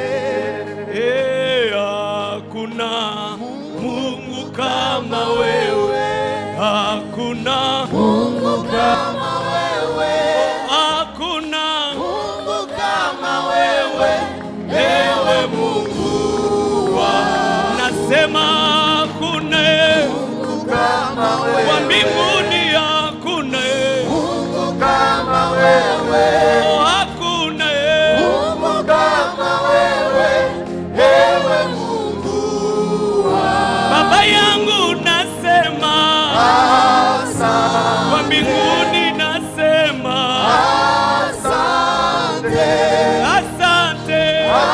asante, ewe Mungu wangu. Baba yangu nasema Asante, wa mbinguni, nasema asante, asante Baba asante, ewe Mungu wangu. Oh, ndiye mwamba ni salama Ndiye mwamba ni salama, ndiye mwamba ni salama ndiye mwamba ni salama, kweli, ndiye mwamba ni salama dadi.